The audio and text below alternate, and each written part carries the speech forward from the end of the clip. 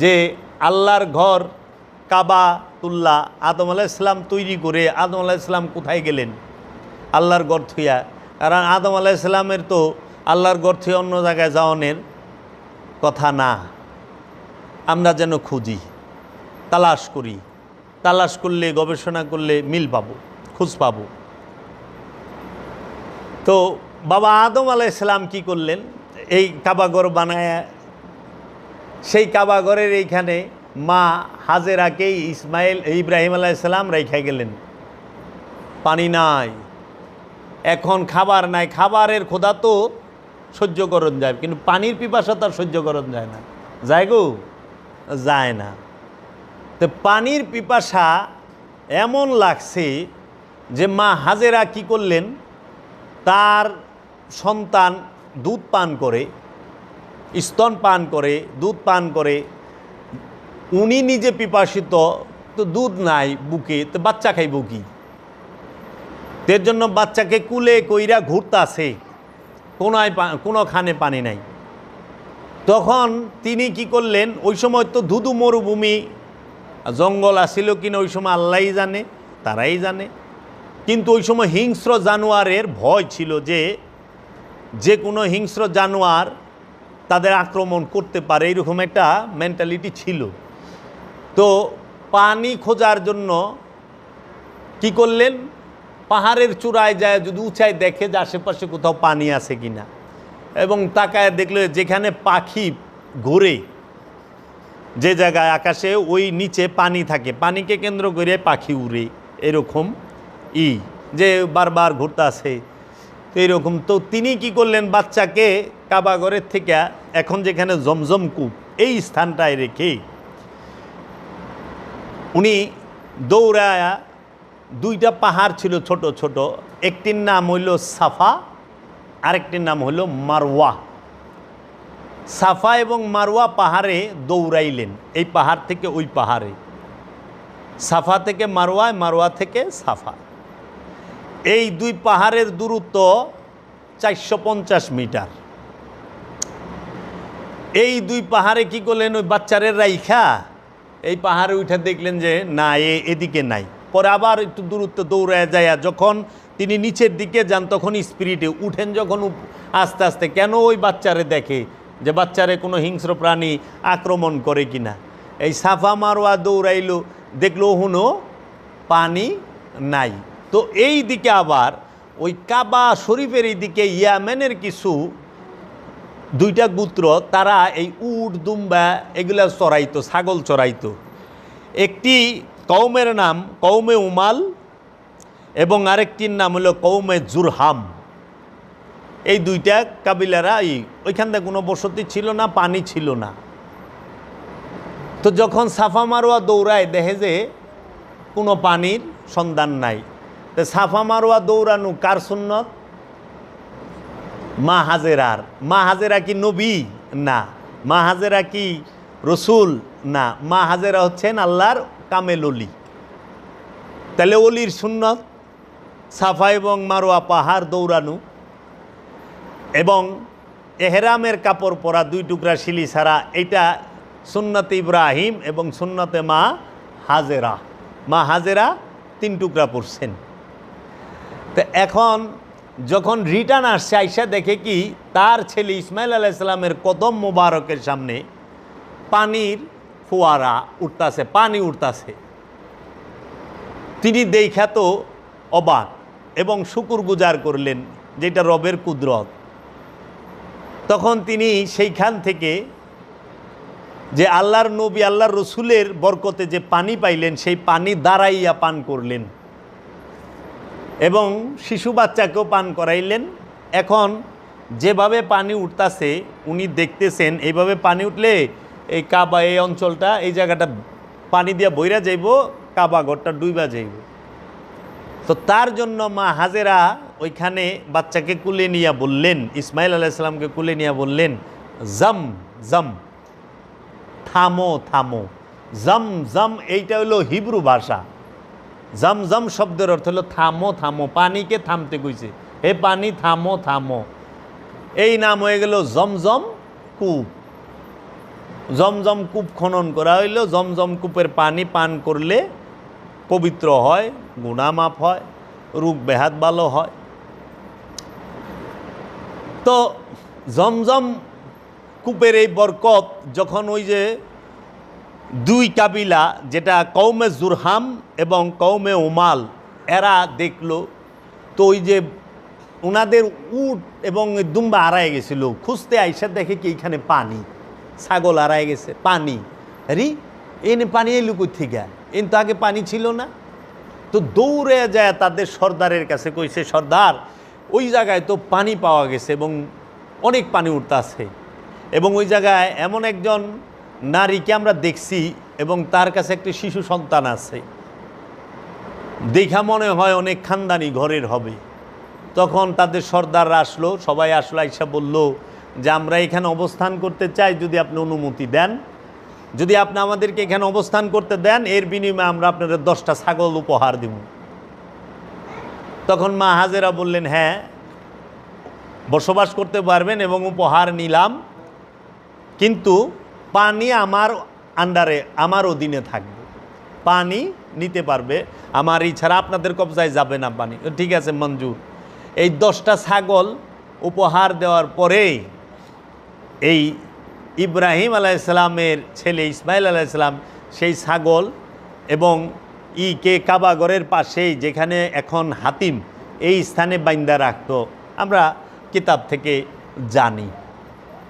তাইলে পরে আপনি দেখেন জমজম কূপের ইতিহাস আপনি জানলেন, কাবা প্রথমকে নির্মাণ করেন জানলেন, পরে ছেলেকে এবং স্ত্রীকে দেখার জন্য ইব্রাহিম খলিলুল্লাহ আসেন মক্কায়, এবং মক্কা শরীফে বাক্কা নগরীতে যে বাইতুল মসজিদুল হেরেম, বাইতুল আতিক, সেই মসজিদুল হেরেমকে তিনি তার ছেলেকে নিয়ে কি করেন, পুনর্নির্মাণ করেন, আবার সেটাকে সংস্কার করেন তৃতীয়বারের মতো।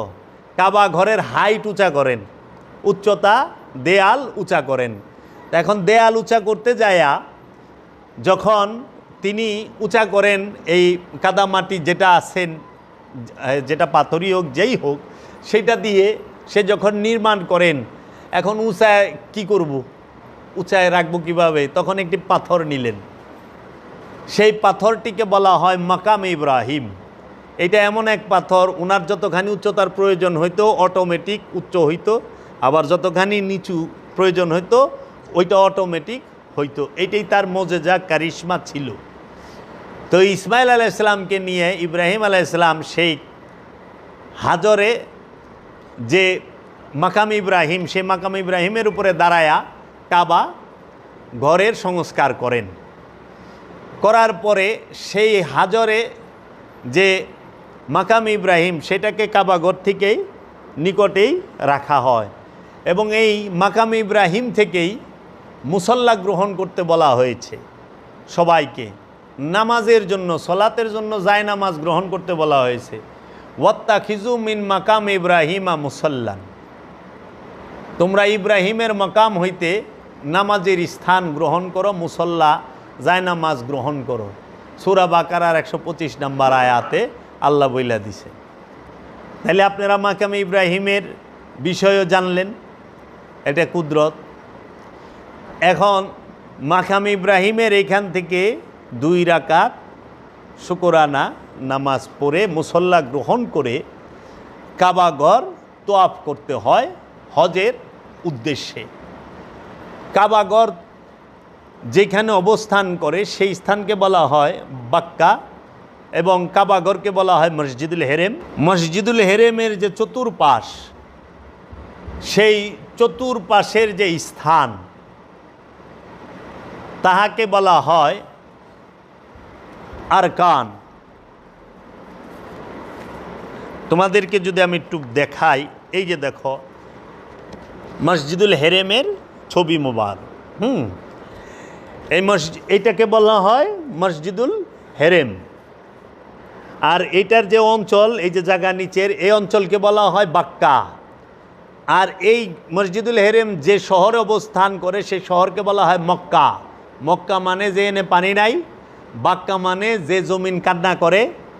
আর এই মসজিদুল হেরেমের যে পুরাটা এই পর্যন্ত ইব্রাহিম আলাইহিসসালামের জমানায় ছিলেন, এটাকে বলা হয় যে ইউর মতো দেখো না হলুদ, এটাকে বলা হয় হাতিম। এই ভেতরের অংশকে এই হাতিম সহ কাবা ঘর ছিল।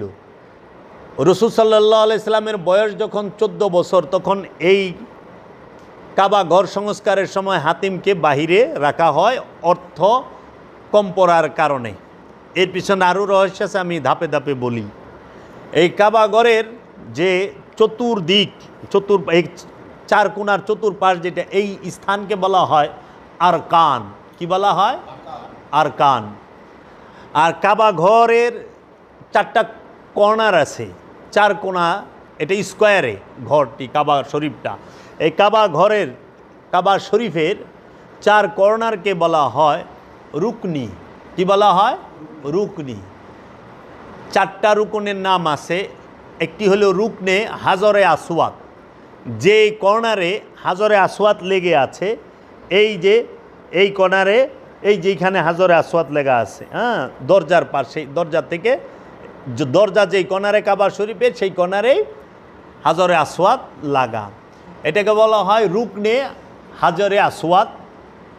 ঠিক এই কর্নারকে বলা হয় রুকনে ইয়ামানি, রুকনে ইরাকি, রুকনে শামি। 4টা কর্নারকে বলা হয়। আর এই যে কাবা ঘরের যে ছাদের উপরে একটি স্বর্ণের পাত্রী দেওয়া, কাবা শরীফের ছাদের পানি পড়ার জন্য, এই স্থানকে বলা হয় নিজাবে রহমত। মিজাবে রহমত মানে রহমতের পানি কোথায় পড়ে? এই হাতিমে। তাহলে আমরা পাইতেছি আরকান, রুকনি, 4টা রুকন, রুকনে হাজরে আসওয়াদ, রুকনে ইয়ামানি, রুকনে শামি, রুকনে ইরাকি। পাচ্ছি নিজাবে রহমত, আমরা পাচ্ছি হাতিম। এবং কাবা ঘরের গিলাপকে বলা হয় কাছুয়া। কাছুয়া বলা হয়, হ্যাঁ, কাছুয়া। এখন এই কাবা ঘরের যে চতুর অঞ্চল, এই অঞ্চলকে বলা হয় আরকান। কাবা ঘরের তোয়াফ শুরু করতে হয় অ্যান্টি ক্লক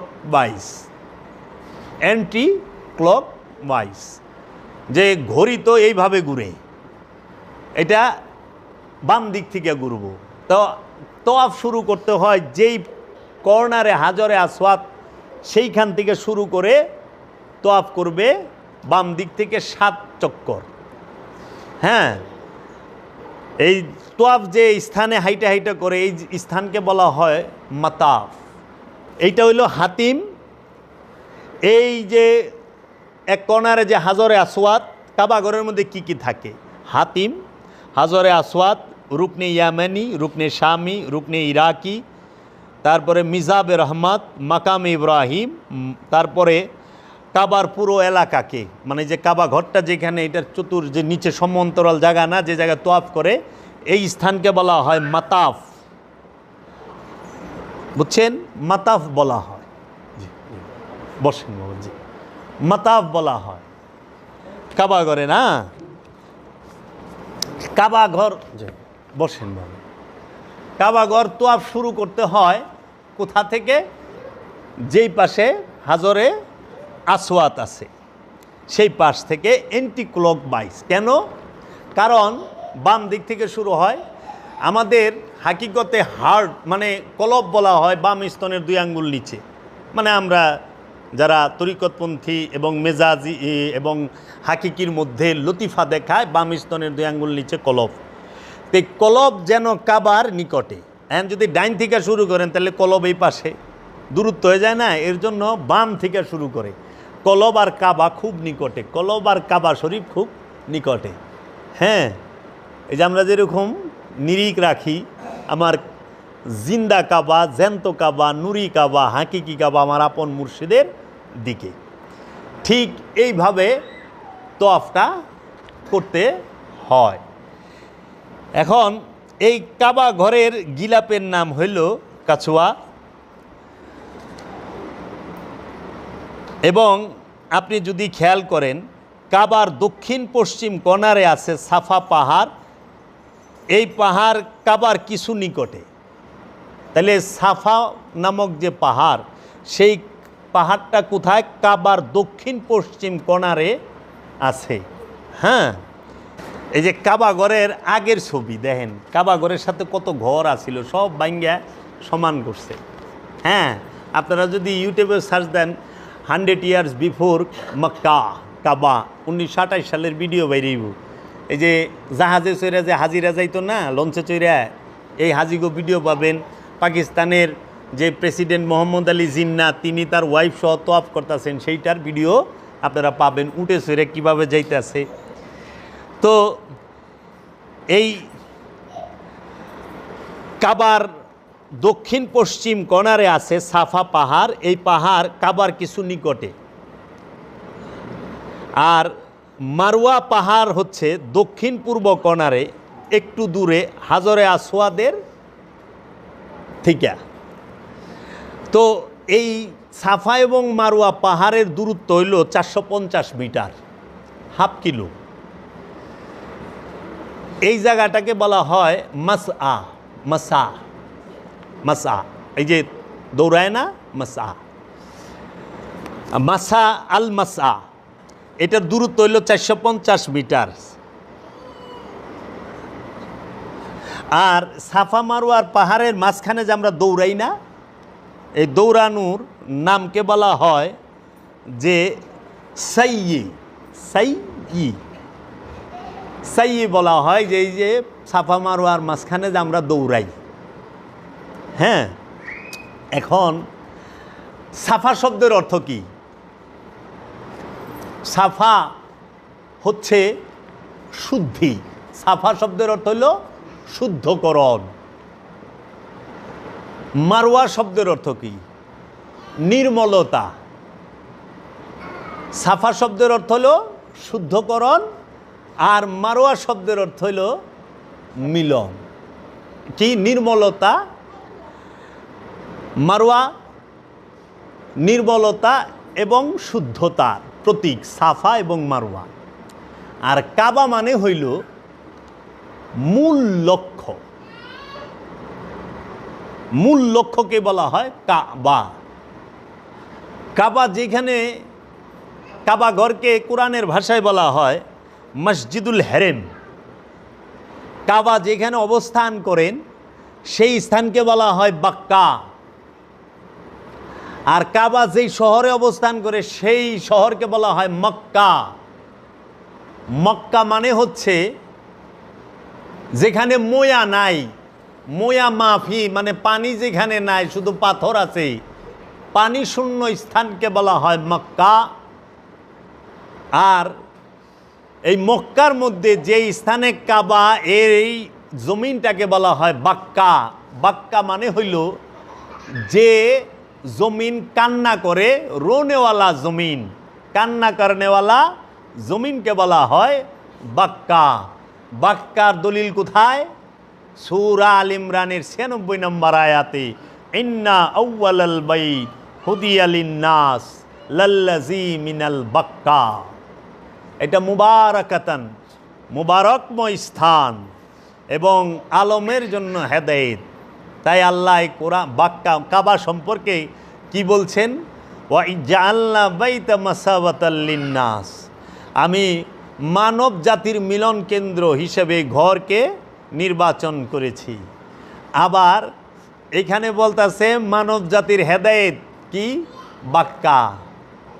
মক্কা না হলে বাক্কা, রোনেওয়ালা জমিন। আচ্ছা, এখন আরাফায় যান আপনি। এই আরাফা শব্দের অর্থ কি? মিলনস্থল। আরাফায় মিলনস্থল। আরাফায় কে মিলে? আদম এবং সাধক। আমরা ইয়ের ভিতরে জানি যে আরাফার ময়দানে মা হাওয়া এবং বাবা আদমের মিলন হয়েছিল। আর হাকিকতে আরাফার ময়দানে আপন গুরুর সাথে ভক্তের, মুরিদের যে স্থানে মিলন হবে সেটাকেই বলা হয় আরাফার ময়দান। বুঝছেন? হাকিকি এবং মেজাজি, জাহের আর বাতেনের সমন্বয়ই ইসলাম।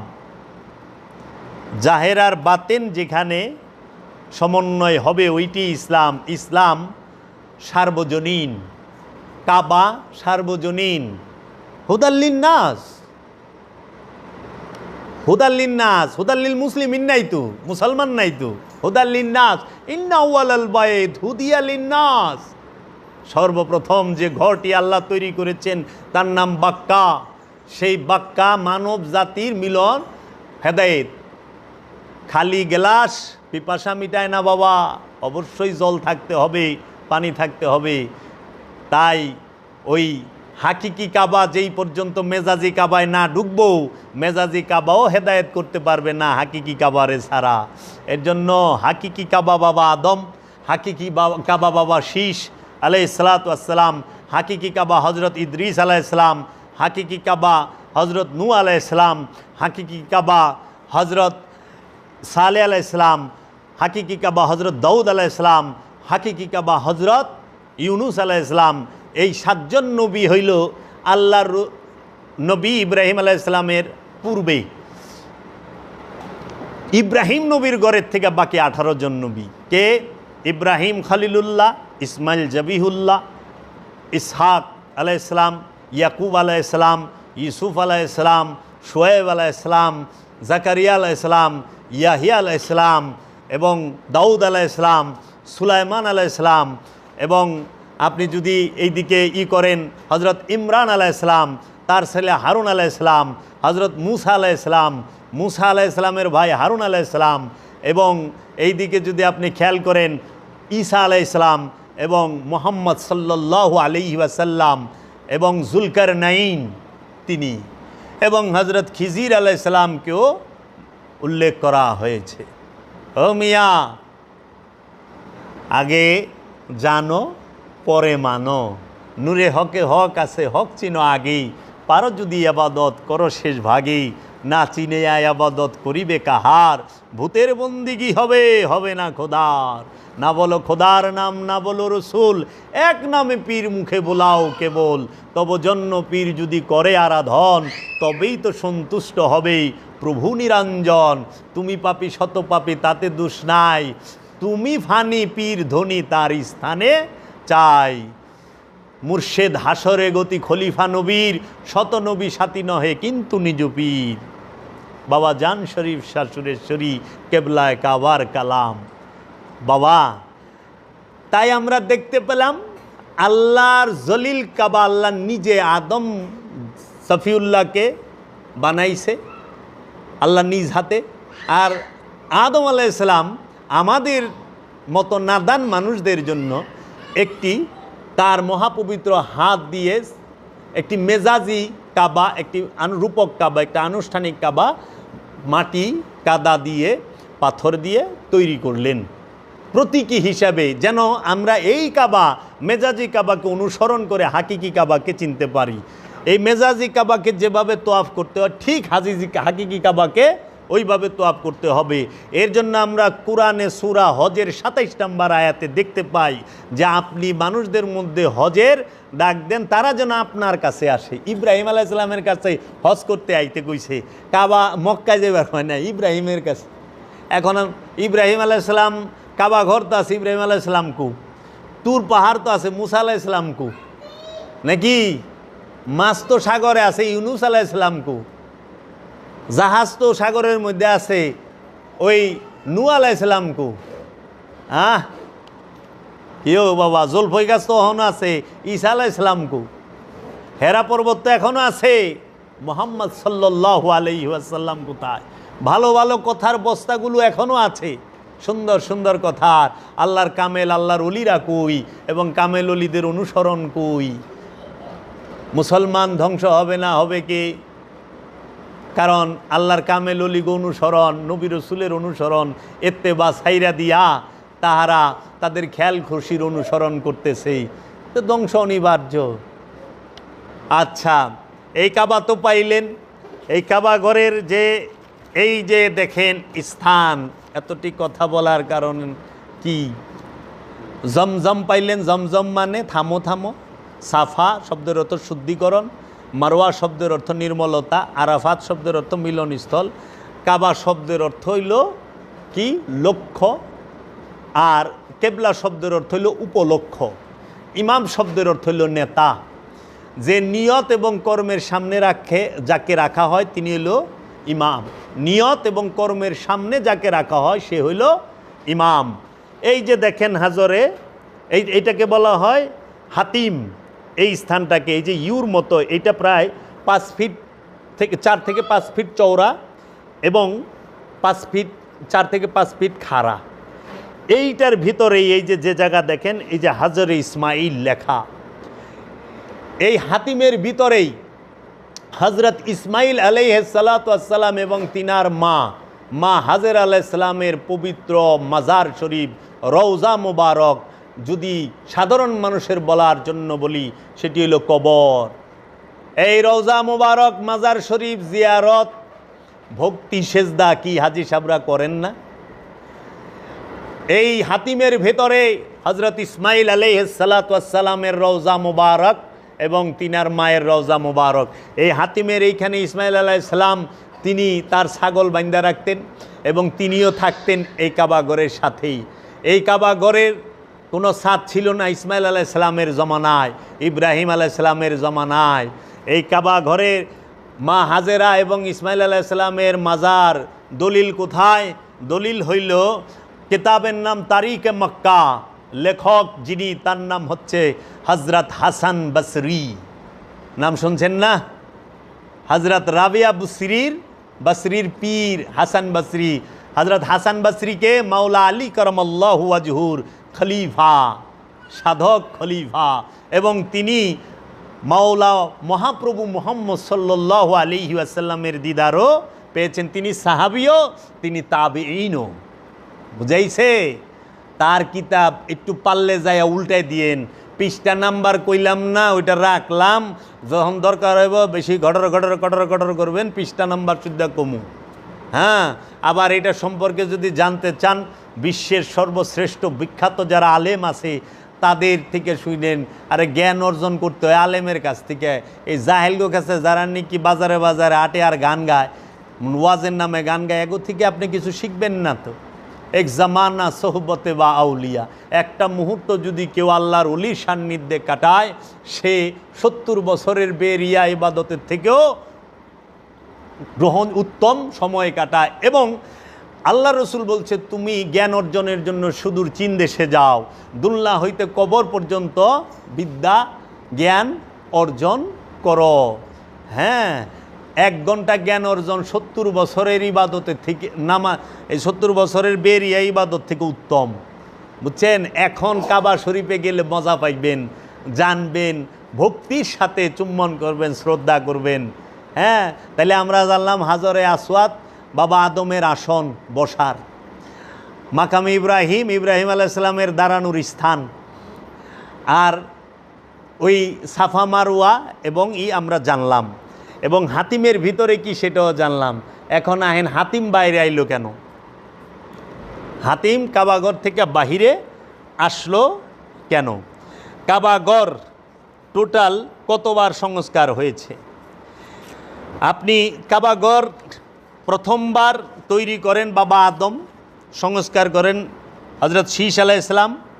তারপরে তৃতীয়বার কাবাঘরকে সংস্কার করেন হজরত ইব্রাহিম আলাইহিসসালাম এবং ইসমাইল আলাইহিসসালাম। চতুর্থবার কাবাঘরকে সংস্কার করেন কওমে উমাল, যেই কওমের মধ্যে, যেই গোত্রের মধ্যে ইসমাইল নবী বিবাহ করেছেন। ইসমাইল নবীও 2 বিবাহ করেছেন, কওমে উমাল এবং কওমে জুরহাম, এই 2 গোত্রের মধ্যে। এবং তারাও কাবাঘরের অনেক খেজমত, অনেক সংস্কার করছে। আমি কাবা সম্পর্কে বলছি আরও। তারপরে 6 নম্বরে কাবাঘর মেরামত করেন কুসাই বিন কেলাব, যিনি ছিলেন রসুল সাল্লাল্লাহু আলাইহি সাল্লামের বড় বাবার দাদা। আল্লাহর রসুল মুহাম্মদ সাল্লাল্লাহু আলাইহি ওয়াসাল্লামের বড় বাবা যিনি, তার দাদা ছিলেন কুসাই বিন কেলাব। কাবাঘরে আগে ছাদ ছিল না, এই কুসাই বিন কেলাব সর্বপ্রথম কাবাঘরের ছাদ দেয়। মহানবীর বড় বাবার দাদা কুসাই বিন কেলাব, তিনি বড়ই গাছের লাকড়ি দিয়া আর খেজুর গাছের লাকড়ি দিয়া এই কাবাগরের ছাদ নির্মাণ করেন সর্বপ্রথম। ও বাবা, যারা নাকি কয় মুশরিক ও মুক্তমুখ কয় না, এই ওয়াহাবিরাই, এই জালেমেরা, তে কাবাগরের ছাদ দিহি বানাইছে মহানবীর বড় বাবার দাদায় কুসাই বিন ক্লাব। কিও কাবা মানত না? কাবা না মানলে ছাদ দেয় কেমনে? আচ্ছা, তারপরে 7 নম্বরে কাবাগর সংস্কার করেন। ওই সময় এই হাতিম কাবাগরের ভিতরে ছিল, কাবাগরটা অনেক বড় ছিল। 7 নম্বর, রসুল সাল্লাল্লাহু আলাইহি সাল্লামের বয়স যখন 14 বছর, তখন প্রচণ্ড বৃষ্টি হয় মক্কায়। মক্কার পাহাড়ি ঢলে কাবাগরের 2 পাশের 2 দেয়াল ফাইটা যায়। হ্যাঁ, এই 2 দেয়াল সংস্কার করার জন্য ওই সময় ওই মক্কার মানুষের কাছ থেকে টাকা উঠাইছিল। বলে যে কোনো হারাম টাকা পয়সা আমরা নিমু না, হালাল টাকা পয়সা নিমু। যাই হোক, ওটা ওনাদের বিষয় কয়।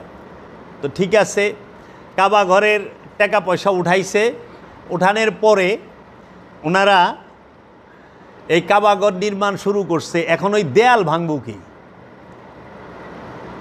কারণ মহানবীর আবির্ভাবের 50 দিন আগে বাদশাহ আবরাহা হস্তি বাহিনী লয়ে আইছে কাবাগর ভাঙার জন্য, সমূলে ভাঙ্গা ভালাইব। তখন রসুল সাল্লাল্লাহু আলাইহি ওয়াসাল্লামের দাদা ইমাম আব্দুল মুত্তালিব, তিনি হেরা পর্বতে দাঁড়িয়ে দূর থেকে দেখছিলেন যে বাদশাহ আবরাহার বাহিনী অনেক বড়। আমি সংক্ষেপে কইতাছি। তখন বাদশাহ আবরাহার এই বাহিনীর সাথে প্রোটেস্ট করার মতো এই কাবা ঘরের রক্ষার জন্য আব্দুল মুত্তালিবের কাছে ওই শক্তি ছিল না, সামর্থ্য ছিল না। তখন তিনি হেরা পর্বতে দাঁড়াইয়াই ফরিয়াদ করছিলেন, ইয়া রব্বে কাবা, আমার তোর শক্তি নাই এর সাথে দেবার, তুমি তোমার ঘর রক্ষা করো। সঙ্গে সঙ্গে আল্লাহ রব্বুল আলামিন আবাবিল পাখি পাঠাইল। যেই ওহাবি খারিজিরা আল্লাহর রসুলের বংশকে নিয়ে ছোট করে কথা বলেন, আল্লাহর রসুলের বাপ দাদাকে নিয়ে, চাচাকে নিয়ে ছোট করে কথা বলেন, বেদবের মতো কথা বলেন, আপনারা দোয়া করলে তো বৃষ্টি নামে না, বাবিল পাখি এই বকুইতে গে। হ্যাঁ, আপনারা মাস টু প্যালেস্টাইনে যে আম চুরি করেন, আপনি বললে এই চরিত্র এত হস্তা। একটু বাসাই কইলাম, কিছু মনে করেন না, প্রেমের মাধ্যমে কইলাম। নিজে গো বিচারটাকে কইরেন, কারে কি বলেন। সঙ্গে সঙ্গে আল্লাহ বাবিল পাখি পাঠাইয়া বাদশাহ আবরাহার হস্তি বাহিনীকে চাওয়ানো ঘাসের মতো কইরা বাদশাহ আবরাহার সব কিছু ফালাই তুইয়া ভাইগে গেছে। ওই মালমূল ফালাই তুইয়া গেছে, সে কিনা আবার 3 জনে আনছে। হজরত উসমানের বাবা আফফান এবং মহানবীর দাদা আব্দুল মুত্তালিব এবং এই যে বাবায় আপনার ওইখানে ওই যে মুগিরার এই ওনার নাম হইল আব্দুর রহমান ইবনে আউফ, এদের বংশধরেরা।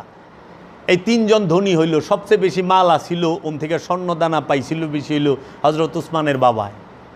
ফালাইতে ভেঙে গেছে তো, এই উট পাইছে, দুম্বা পাইছে, ছাগল পাইছে, সব পাইছে, মালদার হইল না।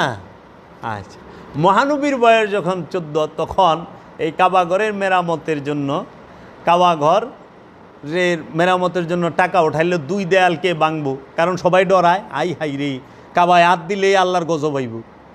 তখন এই মুগিরা, খালিদ বিন ওয়ালিদের যে পিতা, উনি হইল এই মুগিরা কি করলো, যায়া এই কাবাঘরের পাথর ভাঙার জন্য তিনি করলেন। এই মুগিরা কাবার দেয়াল ভাঙলো। কাবার দেয়াল ভাঙ্গা জিদ্দার থেকে, বন্দর থেকে পাথর আইনা এটারে মেরামত করে কাবার 2 পাশে। কাবাঘরের কিন্তু 2টা দরজা আছিল, আপনারা জানেন না? জীবনও শুনেন নাই। কাবাঘরের একটা দরজা বন্ধ করছে। কাবাঘরের 2 দরজা কে বানাইল? আল্লাহর রসুলের ইচ্ছা ছিল কাবা শরীফের 2টা দরজা হবে। তো কাবাঘরের দুই দরজা আল্লাহর রসুল বানাইতে পারেন নাই, কারণ ওই সময় তাদের যারা সাথী সঙ্গী ছিল আল্লাহ রসুলের, তারা সমর্থন দেয় নাই পুরোপুরি। কারণ মক্কার মানুষও তো তখন রসুলের আর এই মূল হলো কাবা। কাবার চাবি থাকতো এই আফফান এদের কুমরে, আর রসুলের বাপ চাচাদের কুমরে। রসুলের ওই অঞ্চলের মানুষেরা কাবা খুব দেখে শুনে রাখতো। তারা কাবা হাজি গো পানি পান করাইতো।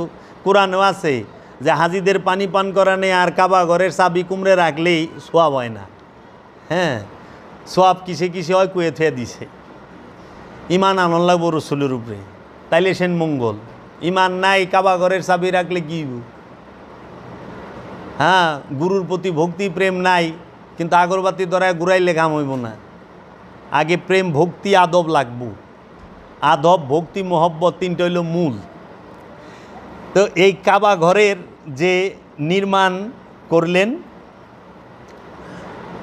রসুলের জমানায়, তো রসুলের আবির্ভাবের পূর্ব থেকেই কাবা ঘরের রজব মাসে 3টা দিন কাবা ঘরের দরজা খোলা থাকতো। 13, 14, 15। এই 13 তারিখে কাবা ঘরের ভিতরে মক্কা নগরীর নারীরা কাবা ঘরের ভিতরে বৈশা ইবাদত বন্দিগি করার সুযোগ পাইতো। ওই দিনই ছিল নারীদের জন্য নির্দিষ্ট করা।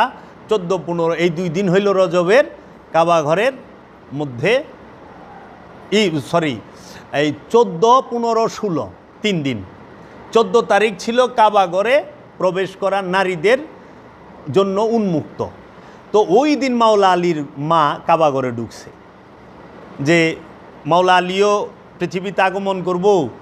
তো এর পূর্বে একটু যায় কাবা ঘরে, যেহেতু রজব মাস বৈশা থাকে, একটু ইবাদত বন্দিগি করে আহে। মাওলা আলীর মা ফাতেমা বিনতে আসাদ কাবা ঘরে ঢুকছে, প্রসব বেদনা উঠা গেছে। কি করব, ওইখানেই মাওলা আলীর আগমন হয়েছে কাবা ঘরের ভিতরে। রজব মাস মাওলা আলীর আবির্ভাব দিবস, কারণ এই রজব মাস।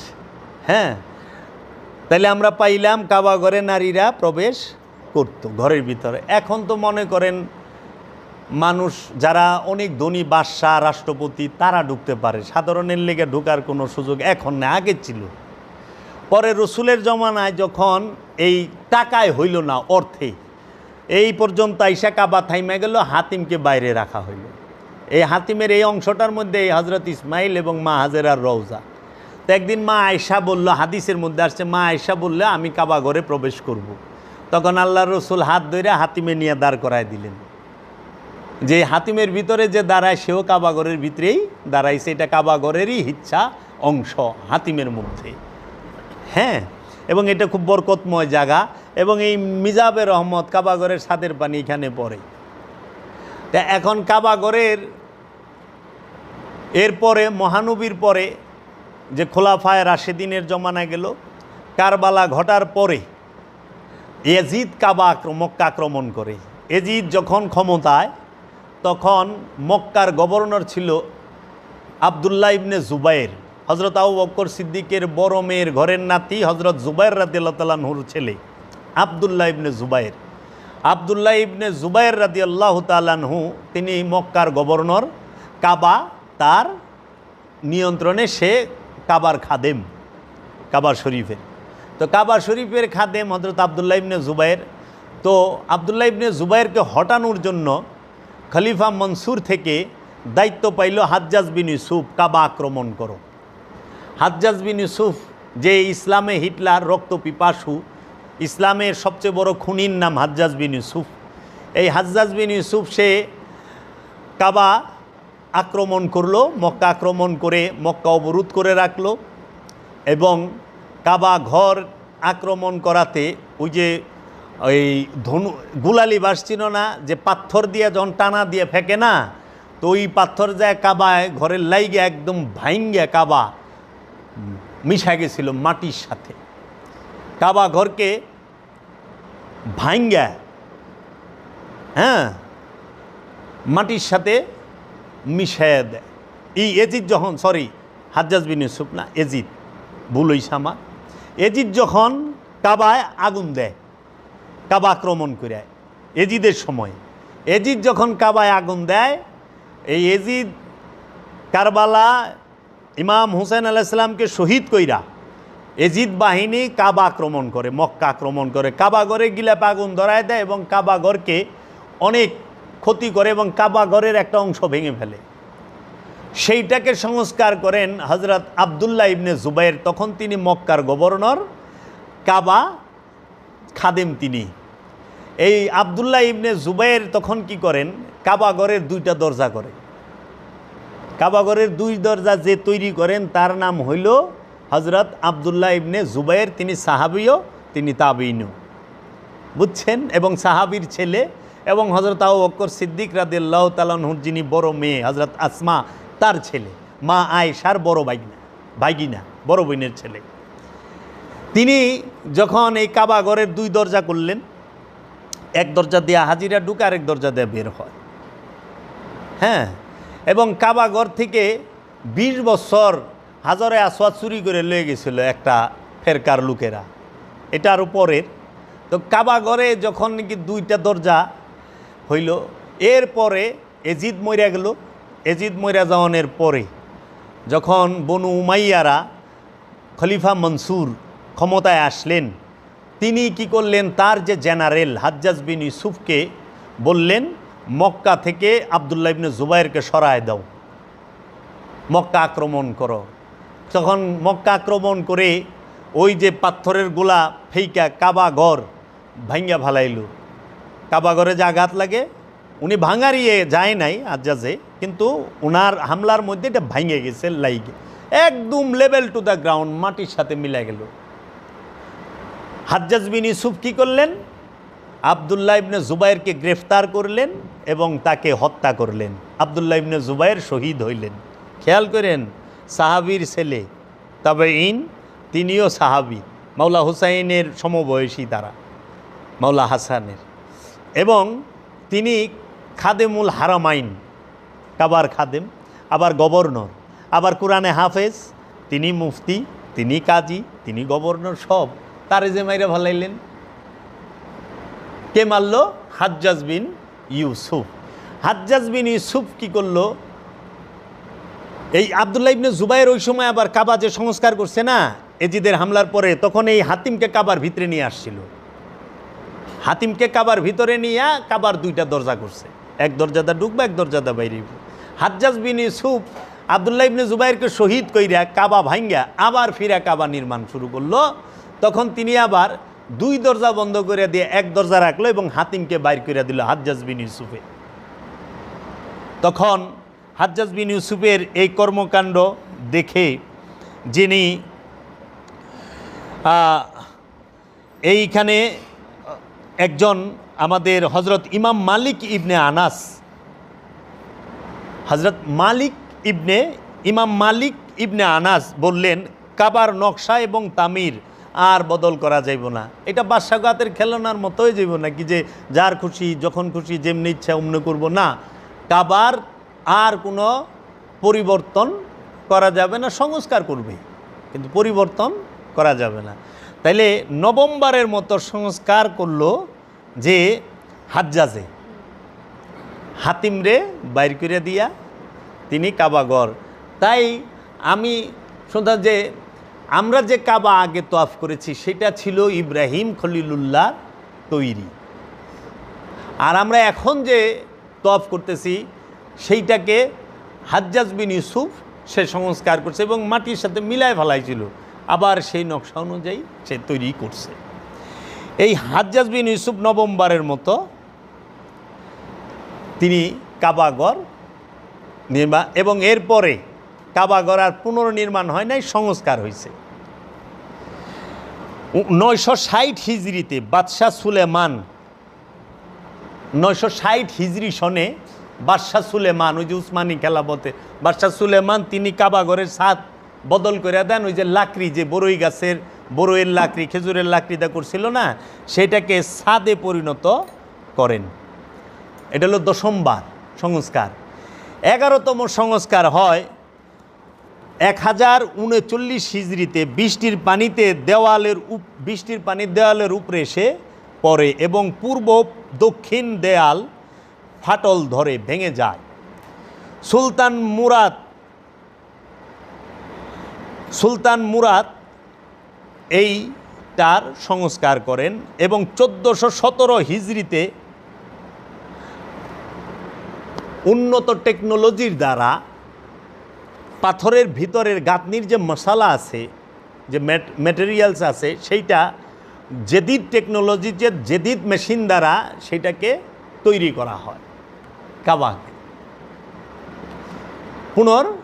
এটা করে বিন লাদেন কোম্পানি।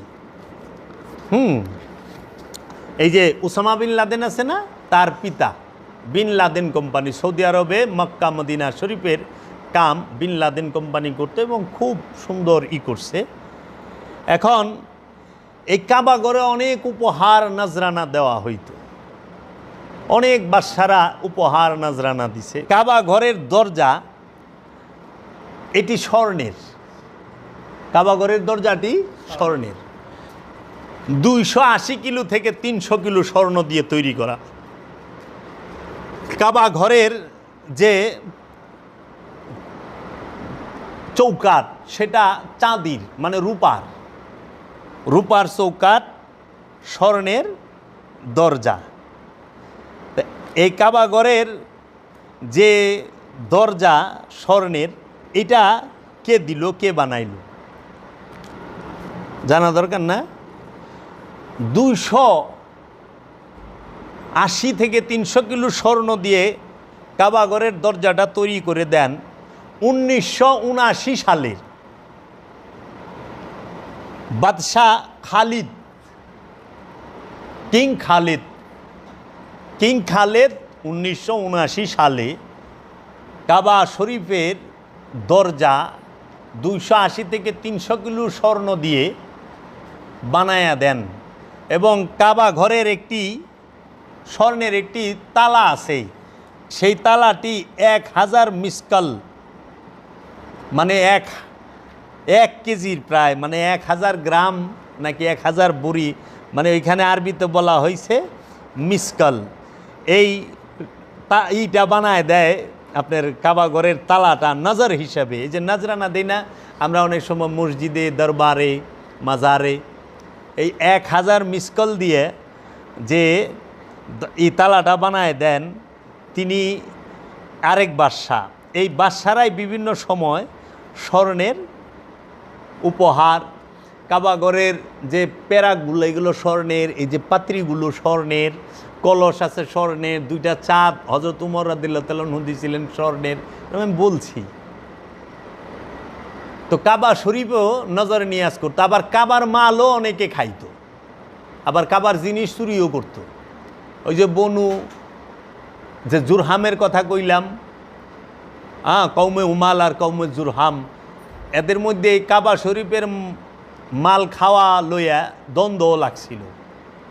এবং আগে কাবা ঘরের গিলাপ 5 কালারের ছিল, এখন কাবা ঘরের গিলাপ হয় 2 রঙের, একটা হলো কালো আর একটা হলো সোনালি। এই যে গিলাপের মধ্যে যে সোনালি কালারের লেখা দেখেন আরবি, এগুলো সব স্বর্ণের লেখা হয়। এই কাবা ঘরের গিলাপটার দাম বলা হয় 20 লক্ষ রিয়াল, বুঝছেন? তো আমরা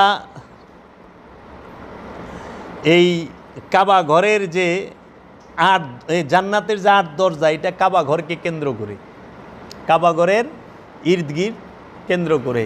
এই কাবা ঘরের এই আশেপাশে অনেক নবী আলাইহিস সালাতু ওয়াস সালামের মাজার শরীফ আছে, বুঝছেন? সব কিছু ভাঙ্গা চুইরা সমান কইরা এটাকে বৃহৎ করা হয়েছে। আরও পরিবর্তন হবে, আরও সংস্কার হবে। এই যে 2030 সালের মধ্যেও নতুন সংস্কার আমরা দেখতে পাব। হ্যাঁ, তারপরে আপনি এই বিষয়গুলো যদি জানেন, তা আমরা যে জায়গা থেকে শুরু করছিলাম যে আজকে আমাদের বিষয় ছিল হজ, কুরবানি আর হইল কাবা। এই কাবা সম্পর্কে আমি মেজাজি যে ধারণাটা, যে ইতিহাস বললাম, এই ইতিহাসগুলো আমি দিন ক্ষণ সময় বইলেই বললাম, সাল। কখনোই আপনারা 2024 সাল দিয়া 570 বিচার করবেন না।